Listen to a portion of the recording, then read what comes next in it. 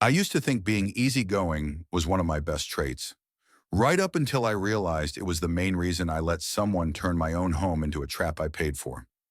I'm a bartender at a small neighborhood place, the kind with sticky floors, old men who tip in crumpled ones, and a jukebox that eats quarters. It's not glamorous, but it's steady. I rent a small two-bedroom house on the edge of town. Nothing fancy. Old wood floors, a squeaky screen door, a tiny yard that grows more weeds than grass. It was peaceful, and more importantly, it was mine. Then Jenna showed up.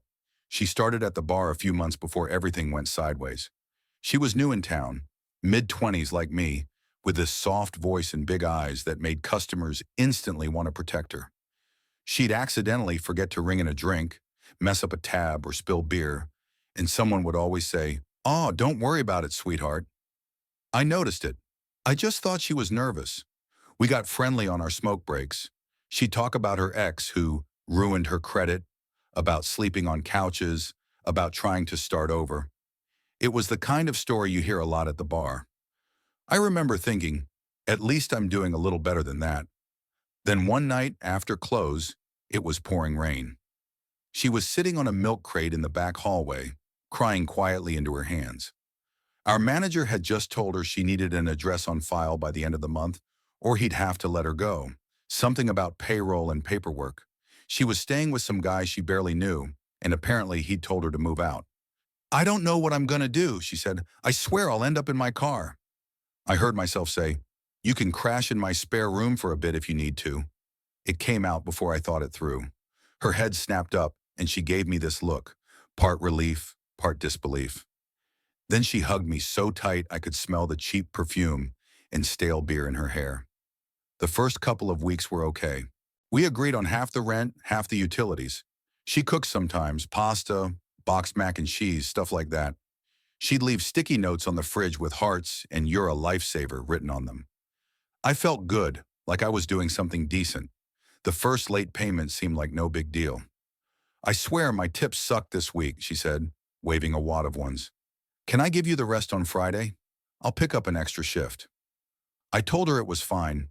It was only $40 short. I covered it. It wasn't worth making a scene. Then it was the water bill. "I thought you paid it last time," she said, frowning at the envelope on the table. "No, you said you'd get this one," I reminded her. She squinted at the bill like it might rearrange itself if she stared hard enough. "I'm pretty sure I handled it. Maybe they processed it late or something. I'll call." She never called. A late fee hit, and I just paid it. It was easier than nagging. Little things started shifting. The living room slowly turned into her closet. Her clothes draped over the couch, shoes kicked off in the hallway. My dish soap, my toilet paper, my laundry detergent would vanish, replaced once in a while by the cheapest versions she could find, usually after I'd already bought more. When I'd say something, she'd smile like I was joking. "You're so particular," she'd laugh. "It's just soap." At the bar, she'd lean into me whenever a customer stiffed her or when she got a crappy section. "You're so lucky," she'd say. "You have your life together.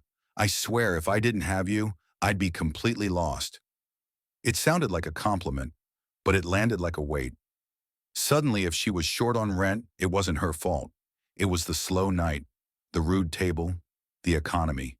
If I got frustrated, she'd go quiet, her eyes glassy. "I'm trying," she'd whisper. I'm not like you. I didn't grow up knowing how to do all this adult stuff." And there it was, that squeeze of guilt in my chest. I'd back off. Again. The first real crack showed up in my mailbox. It was a past due notice from the electric company, except the amount was way higher than it should have been. I dug through the stack of bills that had been gathering on the kitchen counter, suddenly seeing them differently. Some of them had been opened and left half-tucked back in the envelopes. A couple had sticky notes on them in Jenna's loopy handwriting. "Handled," with a smiley face. Only they hadn't been handled. I stood there at the table, surrounded by crumpled envelopes and fake reassurance in ink, and for the first time, I felt something shift inside me. Not full anger yet, but something close. A quiet suspicion that maybe this wasn't just bad luck or forgetfulness. Maybe I wasn't the only one doing the handling around here. I didn't explode right away. That's not who I am. I just started paying attention, really paying attention. Like my brain finally flipped a switch I didn't know existed. The next time rent was due, Jenna came into the kitchen with her hair in a messy bun and that apologetic half smile she always used. She slid 40 bucks across the table like it was a peace offering. "I'll get you the rest Friday," she said. "Promise." It was the same line she'd used the past 3 Fridays. I just nodded, but something in my expression must have changed, because she hesitated, her smile flickering. "You're not mad, right?" she asked. "Just tired," I said.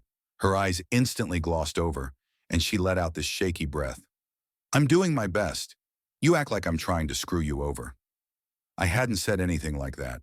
But suddenly I was comforting her, telling her it was fine, watching her put on this wounded act that twisted the whole situation. She walked out of the room wiping her eyes. I stood there staring at the $40, wondering how she had turned being late on rent into me being the bad guy. From then on, I watched her pattern unfold almost like a script. Something went wrong. She cried. I expressed frustration. She withdrew. I tried to set a boundary. She'd collapse into self-pity so deep I felt like a monster for even bringing it up.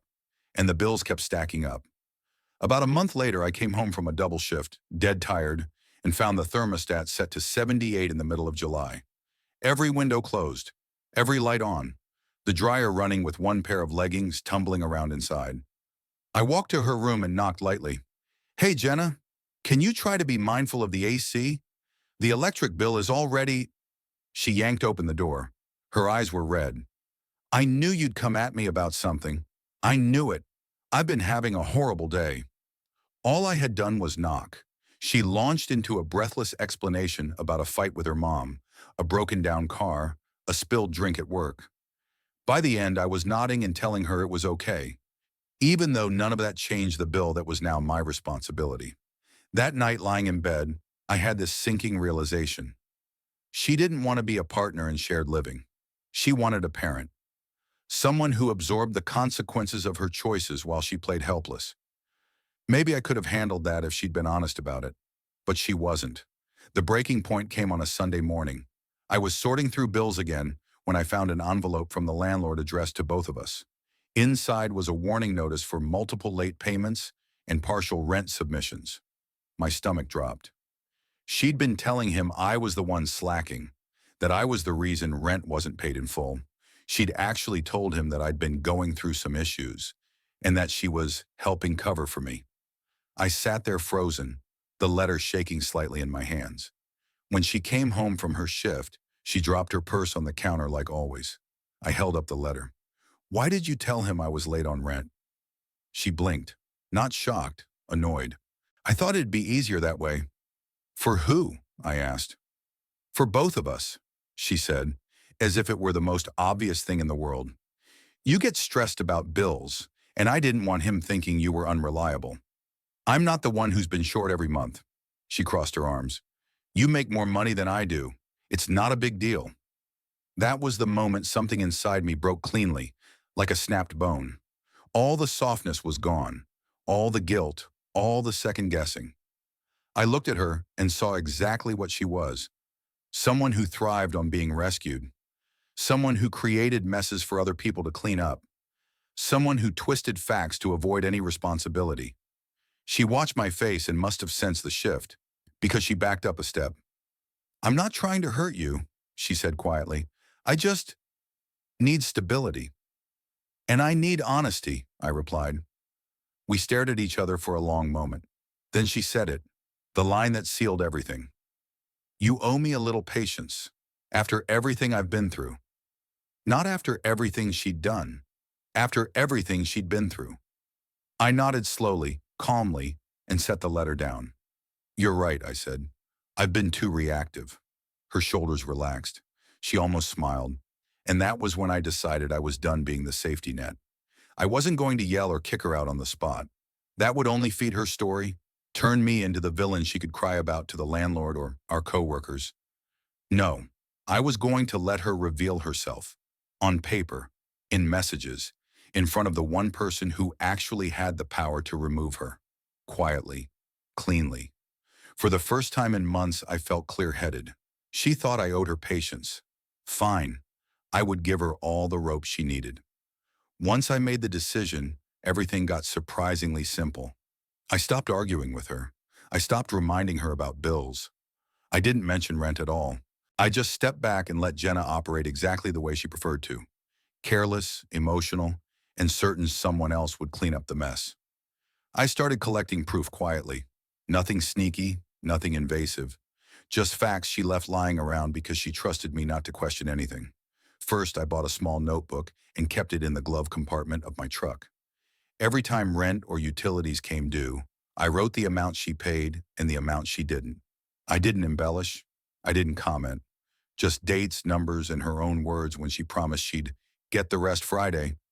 Next were the bills. I kept every late notice, every envelope marked final warning, every sticky note she'd left saying paid that clearly wasn't. I didn't leave them out anymore. I kept a folder in my backpack, zipped shut. At the bar, whenever she'd brag to coworkers about covering for me or roll her eyes about how disorganized I was, I didn't correct her. I just let her talk. People like Jenna can't resist expanding their version of things when no one pushes back. A few times I caught glimpses of our manager looking at her sideways, like he wasn't totally convinced. That was good. Suspicion needed to grow on its own. The tipping point came when I checked our mailbox and found a handwritten note from the landlord. It asked us to call him individually to clarify the ongoing issues with payment. That told me two things. He didn't fully trust her story, and he was ready to hear mine. Perfect. I waited until a Tuesday morning, when I knew Jenna would be at her therapy appointment, something she always came home from drained and emotional, which she used as an excuse for everything from dirty dishes to missing rent. I called the landlord, sat on the porch, and laid everything out plainly. No anger, no dramatics, just the facts. She's been behind on her share every month for 5 months, I said. I've covered it to avoid trouble, but now the bills are showing late fees and notices I never knew about.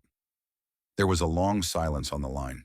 Then he said, "That's not what she told me." "I figured," I replied. "That's why I wanted you to hear it from me directly." He asked if I had documentation. I told him yes. He asked if we could meet in person. I said absolutely. By the time I hung up, I felt the calmest I had in months.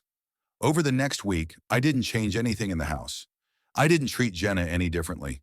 She kept scattering dishes across the coffee table and leaving her shoes in every doorway like a breadcrumb trail of irresponsibility. She kept borrowing my laundry quarters. She kept paying me partial rent with sweaty ones from her apron. The more normal I acted, the more comfortable she became. She had no idea anything had shifted. The meeting with the landlord was scheduled for the following Friday afternoon. I told Jenna nothing. I wanted her to walk into that conversation completely unprepared, not blindsided, but exposed by her own choices. Friday arrived hotter than usual, the air thick and buzzing with cicadas. I spent the morning at the bar doing a short prep shift, then headed home early. The landlord pulled into the driveway right on time. We sat at the kitchen table, me, him, and an empty chair for Jenna. She walked through the door 10 minutes late, holding an iced coffee and humming, then froze when she saw us sitting there. "Oh," she said, forcing a smile. "What's going on?" The landlord gestured to the chair. "We need to clear up some inconsistencies." Her expression faltered. She sat slowly, glancing at me like I'd betrayed her somehow. He started by asking her to confirm what she'd been paying each month. She immediately launched into a speech about her unstable income and how she covered for me when I slipped up. That was when he held up my notebook. "These don't match your version," he said. She stared at the pages like they were written in another language. Then she looked at me, eyes wide, and whispered, "You're keeping track?" I didn't respond. I didn't have to. The landlord opened the folder next. Late notices, unpaid bills, her sticky notes claiming payments she never made. Every page tightened the air a little more. Jenna started blinking fast, breathing shallow, her hands shaking. "This isn't fair," she whispered. "I didn't know he was collecting all this." The landlord leaned forward. "Why would that matter unless you knew it contradicted your story?" Her mouth opened and closed like she couldn't find the right version of events to hide behind.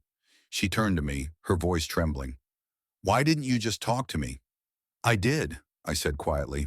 "You cried. You shut down. You made it about everything except the truth. She broke then, not into real tears, but into frantic excuses.